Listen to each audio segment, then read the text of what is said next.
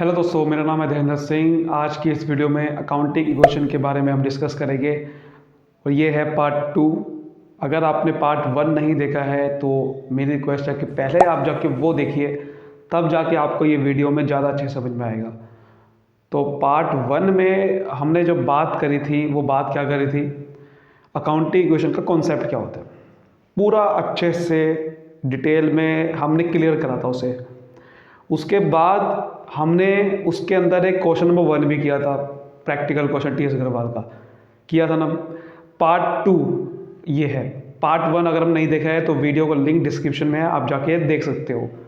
तो आज आगे के कॉन्सेप्ट्स के बारे में डिस्कस करेंगे और वो क्वेश्चन के थ्रू करेंगे। पहले एग्जाम्पल तो समझ लेते हैं कि उसका कॉन्सेप्ट का मतलब क्या है। देखते हैं सबसे पहला एग्जाम्पल क्या लिखा हुआ है। देखिए, गुड्स सोल्ड कॉस्टिंग 1500 to 2000। हमने समझा था अकाउंटिंग इक्वेशन में इंपैक्ट क्या पड़ता है। हम बनाते हैं accounting equation, assets is equal to liabilities plus capital. उसके अंदर देखना पड़ता है कि ट्रांजिशन जो हुई उसमें दो इफेक्ट देखने पड़ेंगे, कहाँ कहाँ जा रहे हैं। तो यहाँ भी यही कर लेते हैं, assets is equal to liabilities and plus capital. अब मुझे एक चीज़ बताओ, अगर गुड्स मैंने बेचा 1500 का गुड्स, कॉस्टिंग 1500, मतलब कॉस्ट उसकी 1500 की थी गुड्स की, और उसको मैंने लेकिन बेचा कितने का है, 2000 रुपये का बेचा है। अब देखो क्या हुआ, गुड्स 1500 का मेरे बिजनेस से गया। गुड्स क्या था, एक स्टॉक मेरे पे पड़ा होगा बिजनेस के बाद, और उसको मैंने बेच दिया तो स्टॉक कम हो गया। तो यानी कि स्टॉक कम हो जाएगा आपका। सवाल ये उठता है कितने से कम होगा, 1500 से कम करूँ या 2000 से कम करूँ। तो 1500 से कम होगा, क्योंकि कॉस्ट पे रिकॉर्ड होता है स्टॉक की वैल्यू जो होती है हमेशा कॉस्ट पे रिकॉर्ड होती है। तो ये ध्यान रखना है कि जब भी स्टॉक आपके जो बिजनेस पे होता है वो कॉस्ट वैल्यू पे होता है। कभी भी ऐसा नहीं होता कि प्रॉफिट जोड़ के उसमें आप रिकॉर्ड करते हो, प्रॉफिट नहीं जोड़ता, कॉस्ट वैल्यू पे होता है। जितने का आपने खरीदा था उतने का ही पड़ा रहेगा स्टॉक, वो वैल्यू वही रखी गई। अकाउंटिंग का बेसिकली ये एजम्पशन होती है, historical cost concept. Historical cost concept के अकॉर्डिंग ये हम रिकॉर्ड करते हैं कि हम जो एसेट को ज़्यादा रिकॉर्ड करेंगे वो कॉस्ट वैल्यू पे करेंगे। तो स्टॉक 1500 की कॉस्ट थी, 1500 से कम हो जाएगा। फिर उसके बाद दूसरा इफेक्ट देखना होता है, 1500 का स्टॉक बिका तो उसके बाद लेकिन आपके पास जब बेचा है वो 2000 रुपये का बेचा है। 1500 का स्टॉक 2000 का बेचा है। तो मुझे एक चीज़ बताओ, आपका अगर स्टॉक 1500 का था तो आपने 500 रुपये अपनी तरफ से ऐड कर दिए स्टॉक में, और फिर आपने 2000 रुपये का बेचा। तो ये 500 रुपये क्या है सर, ये 500 रुपये आपका प्रॉफिट है। हम ये थोड़ी है कि 1500 का स्टॉक 1500 के बेच देंगे, अपना भी तो कुछ प्रॉफिट ऐड करेंगे नहीं करेंगे। तो ये प्रॉफिट है, जब भी हम बेचते हैं प्रॉफिट में बेचते हैं। और ये 2000 रुपये का बेचा है। तो सर 2000 रुपये का बेचा है तो इसका मतलब है पैसा आया होगा, बिल्कुल आया होगा, कैश आया होगा। तो कैश एसेट होता है, तो कैश इसका मतलब 2000 से बढ़ गया। लेकिन सर ये अकाउंटिंग इक्वेशन अभी भी मैच नहीं कर रही है। आपने तो ये कहा था अकाउंटिंग इक्वेशन में ट्रांजेक्शन के 2 इफेक्ट होते हैं, यहाँ तो 2 ले लिए, फिर भी मैच नहीं कर रही है। मैंने ये नहीं कहा था, अगर आपने ध्यान सुना था पार्ट 1 में, मैंने कहा था कम से कम 2 इफेक्ट लेने होते हैं। एक ट्रांजेक्शन अभी आ सकती है जिसमें 3 लेने होंगे, और यही है वो 3 वाली, कम से कम 2 लेने होंगे। यहाँ पर भी 2 ही ले है, लेकिन तीसरा इफेक्ट भी एक आ गया है। यानी कि देखो, आपने यहाँ 1500 माइनस करे, यहाँ 2000 करे, लेकिन इसका तो कोई ट्रीटमेंट करा ही नहीं आपने, 500 रुपये वाला। वो प्रॉफिट का इफेक्ट तो दिखाया नहीं आपने ये इफेक्ट दिखा दिया, ये इफेक्ट दिखा दिया। ये कौन दिखाएगा भाई, ये तो दिखाया नहीं आपने। 500 रुपये का प्रॉफिट हुआ।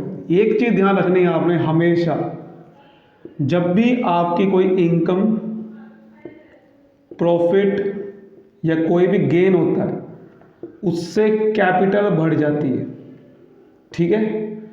जब भी आपकी कोई इनकम, प्रॉफिट या गेन होता है उससे आपकी कैपिटल बढ़ जाती है। और जब भी आपका कोई खर्चा, लॉसेस, एक्सपेंसेस एंड लॉसेस जो कुछ भी होता है उससे आपकी कैपिटल घट जाती है। ये कॉन्सेप्ट बहुत इंपॉर्टेंट है, ध्यान से समझना, क्योंकि कैपिटल क्या है, बिजनेस के लिए एक लायबिलिटी है। तो अगर कोई इनकम होगी, प्रॉफिट होगा, गेन होगा, वो बेसिकली बिजनेस के लिए फ़ायदा नहीं है, वो कैपिटल में जुड़ेगा। क्योंकि वो ओनर ले जाएगा सारा का सारा, जो भी पैसा कमाएगा बिजनेस वो सब कौन ले जाएगा, वो अल्टीमेटली ओनर ले जाएगा, क्योंकि बिजनेस तो आदमी नहीं है, तो बिजनेस के लिए वो फायदा नहीं है। तो ओनर की कैपिटल बढ़ जाती है, क्योंकि वो हम क्या करेंगे, बिजनेस जो भी पैसा कमाएगा वो सब कैपिटल में ऐड करवा देगा, यानी कि कोई भी प्रॉफिट इनकम कुछ भी होगा वो सब किस में जाएगी सर, कैपिटल में जाएगी। ऐसे ही कोई खर्चा होगा, अब खर्चा और लॉसेस क्या है, बिजनेस के लिए नुकसान, लेकिन बिजनेस कोई आदमी नहीं है, अल्टीमेट नुकसान कौन बियर करेगा, अल्टीमेटली ओनर ही बियर करेगा। तो बिजनेस क्या करेगा, जो भी खर्चा करेगा, जो भी लॉस करेगा वो सब कैपिटल में ही माइनस करवा देगा कि भाई देखो कैपिटल तुम्हें मैं सारा पैसा जब इनकम प्रॉफिट दे रहा हूँ तो भाई खर्चा भी तुम्हें ही भुगतना पड़ेगा। ऐसा थोड़ी है कि खाली इनकम दे दूंगा, खर्चा नहीं उसे काटूंगा, खर्चा काट के दूंगा, तो खर्चे से कैपिटल कम हो जाती है।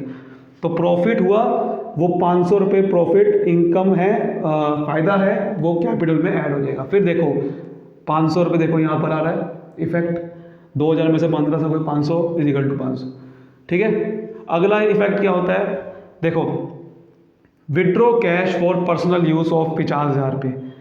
जब भी कोई पैसा आपने पर्सनल यूज़ के लिए विड्रॉ करते हैं, कुछ भी आप पर्सनल यूज़ के लिए विड्रॉ करते हो, ये बहुत इंपॉर्टेंट कॉन्सेप्ट है, इसको आप नोट डाउन कर लो, ठीक है। जब भी कोई विड्रॉ करते हैं, विड्रॉ फॉर पर्सनल यूज़, जब भी कोई ओनर अपना बिजनेस से पैसा निकाल रहा है, पैसा हो सकता है, ध्यान रखना, कैश हो सकता है, वो गुड्स भी हो सकता है, कोई एसेट भी हो सकता है, कुछ भी हो सकता है, उसको क्या बोलते हैं, ड्राइंग्स। क्या बोलते हैं, ड्राइंग्स।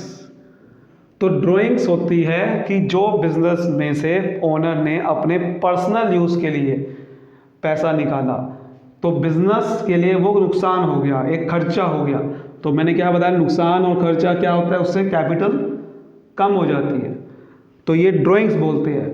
तो बेसिकली इसने क्या करा कि 50,000 रुपये का बिजनेस से कैश उठाया अपने घर के खर्चों के लिए, कि भाई घर में कुछ आपका काम है या अपने घर खुद की कार खरीदनी है, तो बिजनेस से पैसा निकाल के, लेकिन बिजनेस में नहीं लगा रहा, वो अपने लिए पैसा निकाल दिया।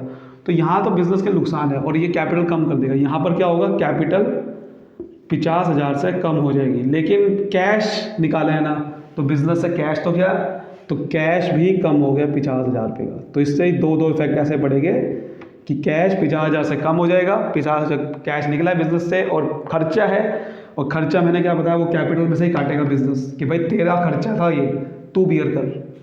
अगला क्या है, रेंट पेड। रेंट आपका बिजनेस के लिए खर्चा होता है, किराया दिया खर्चा है।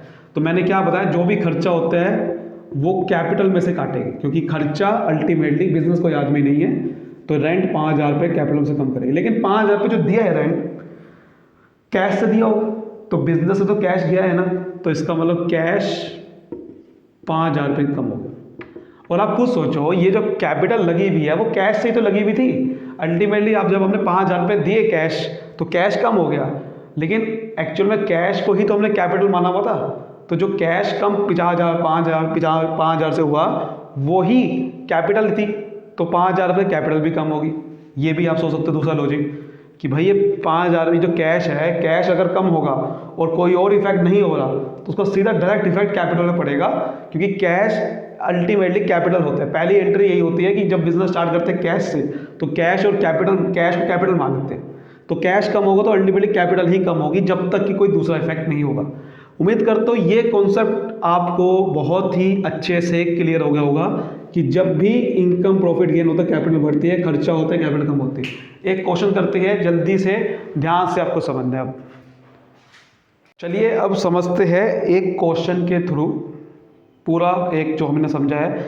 ये TS अग्रवाल का क्वेश्चन नंबर 3 करेंगे। बेसिकली सेकंड आप कर सकते हो, बहुत आसान है। 3 क्वेश्चन करेंगे, बहुत ईजी है। देखो अकाउंटिंग क्वेश्चन लानी है, बैलेंस शीट अभी नहीं समझेंगे, ठीक है। बैलेंस शीट और कुछ नहीं होता, उसके आगे का ही सिर्फ जो आखिरी का बैलेंस होता है उसके बाद की बात है। तो बैलेंस शीट अभी नहीं समझेंगे। अकाउंटिंग क्वेश्चन क्या होती है वो बनानी है। तो पहला देखो ट्रांजेक्शन क्या लिखी हुई है, Ajit started business with cash. तो ये हमेशा सबसे पहले ट्रांजेक्शन ये होता है कि बिजनेस में पैसा डाला है, बिजनेस स्टार्ट करा है पैसा डाल के। तो पहले क्या लिखना है, यहाँ पर वही लिखेंगे बिजनेस स्टार्टेड विद कैश, ठीक है, बिजनेस को स्टार्ट करा गया कैश डाल के। तो क्या आया मेरे पास? कैश। कैश क्या होता है? एसेट। तो देखो ये फॉर्मेट मैं पहले बता चुका हूँ पहली वीडियो में भी। तो यहाँ पर कैश आया, तो कितने का कैश आया मेरे पास? सर 20,000 कैश आया। तो 20,000 रुपीज़ कैश आ गया। लेकिन मैंने क्या होता है, जब स्टार्ट करते हैं बिजनेस तो पैसा डाला है तो वो कैपिटल बन जाती है। पैसा तो आया बट वही पैसे को क्या बोलते हैं? कैपिटल। तो यहाँ तो लायबिलिटी है नहीं, इधर कैपिटल को कैपिटल ही बोलते हैं, तो नीचे कैपिटल लिखेंगे। और यहाँ पर 20,000 से कैपिटल आई है। यहाँ पर अगर आपको नहीं दिख रहा वो क्या है? 20,000। आगे क्या लिखा हुआ है? Purchase furniture for 2,000 rupees. तो परचेज करा है फर्नीचर, तो सर यहाँ पर लिखेंगे परचेस्ड फर्नीचर। उसी लैंग्वेज को लिखना है बस अपनी लैंग्वेज में। सो ही परचेज फर्नीचर, परचेज करा है फर्नीचर 2,000 रुपये का। फर्नीचर क्या होता है? एसेट होता है। तो एक नया एसेट आ गया मेरे पास, तो यहाँ पर प्लस करके यहाँ लिखेंगे फर्नीचर। कितने का? 2,000 रुपीज़ का। तो यहाँ पर 2,000 लिख देंगे। ठीक है, अब देखो यहाँ पर ऊपर ये कैश प्लस नहीं हुआ ना, अभी पहले पता नहीं है कैश प्लस होगा नहीं होगा। ऊपर खाली कॉलम था फर्नीचर का, तो ऊपर 0 लिख दो। इधर लायबिलिटी का खाली कॉलम था, इधर 0 लिख दो। जब भी खाली कॉलम में है 0 लिख देना है। ठीक है, आगे क्या लिखा हुआ है? अब देखो परचेज फर्नीचर 2,000 रुपये करा, तो कुछ दूसरा इफेक्ट क्या होगा? जब कुछ नहीं लिखा हो तो क्या मानते हैं? कैश में खरीदा है, तो 2,000 रुपये कैश दिए होंगे ना मैंने, तो कैश 2,000 से कम हो जाएगा। ठीक है, तो इसका मतलब अब हर ट्रांजेक्शन, जब पहली इक्वेशन होते से बोलते हैं ओरिजिनल इक्वेशन। अब जैसे हर एक ट्रांजेक्शन होगी इक्वेशन बदलती रहेगी, तो अपने हर ट्रांजेक्शन के बाद क्या लिखना है? न्यू इक्वेशन कितनी होगी अब। तो हर ट्रांजेक्शन के बाद आपने यहाँ पर लिखना है कि अब न्यू इक्वेशन कितनी होगी है। तो न्यू इक्वेशन लिखेंगे, तो यहाँ पर न्यू इक्वेशन लिखेंगे। देखो 20,000 से 2,000 कैश कम हो गया है, 18,000 का हो गया है। ये फर्नीचर 2,000 रुपये का है। लायबिलिटीज अभी भी 0 है। कैपिटल 20 के 20,000 रुपये है। अब यहाँ पर कुछ इफेक्ट नहीं हुआ ना, तो यहाँ 0 लिखो, यहाँ भी 0 लिखो। ठीक है, अगली तीसरी ट्रांजेक्शन देखते हैं क्या हुआ। तीसरी ट्रांजेक्शन सर ये हुआ कि उसने रेंट पे किया। अभी मैंने आपको बताया कि रेंट पे किया तो क्या करते हैं? रेंट क्या है? खर्चा है। तो रेंट पेड। अब देखो रेंट पे किया 200 रुपये का, खर्चा है 200 रुपये। तो मेरे ख्याल से कैश तो कम होएगा ही होगा, क्योंकि 200 रुपये मैंने कैश से ही पे किया होगा जब कुछ नहीं लिखा। लेकिन 200 रुपये का कैश पे हुआ तो ना तो कुछ और इफेक्ट कुछ नहीं हो रहा, तो सीधा इफेक्ट क्या पड़ेगा? कैपिटल। क्योंकि 200 रुपये का कैश कम हुआ है, उसका नुकसान कौन बियर करेगा? ओनर बियर करेगा। तो उसकी कैपिटल से काट लेंगे, खर्चा से कैपिटल कम होती है, तो ये तो 0 ही है। माइनस 200 रुपये, समझ आ रही बात? माइनस 200 रुपये हो जाएगा। तो बेसिकली इस तरीके से करना है, ये चीज़ ध्यान रखनी है। और ये फर्नीचर में तो कुछ है नहीं, तो 0 हो गया। तो यहाँ पर न्यू इक्वेशन लिख लेंगे। जब भी कोई खर्चा होगा कैपिटल कम होगी, कैश तो कम होगा ही होगा, साथ में कैपिटल भी कम होगी। कैश कम होगा दूसरी जगह पे, और कैश कहाँ से लगा था? कैश को ही तो कैपिटल माना हुआ था। तो अगर कैश कम हो रहा है तो उसका तो डायरेक्ट इफेक्ट कहाँ पड़ेगा? फिर कैपिटल में पड़ेगा। कैश बढ़ेगा अगर, और साथ में अगर कुछ और नहीं बढ़ रहा तो सीधा कैपिटल बढ़ेगी। ये चीज़ ध्यान रखनी है। तो देखो न्यू क्वेश्चन कितने हो गए? 18,000 में 200 गए, 17,800 हो गई है। फर्नीचर 2,000 का हो गया, लायबिलिटी 0 है, और ये 19,800 का हो जाएगा कैपिटल। ठीक है, अगली क्या है? गुड्स परचेज करे गए क्रेडिट में 3,000 के।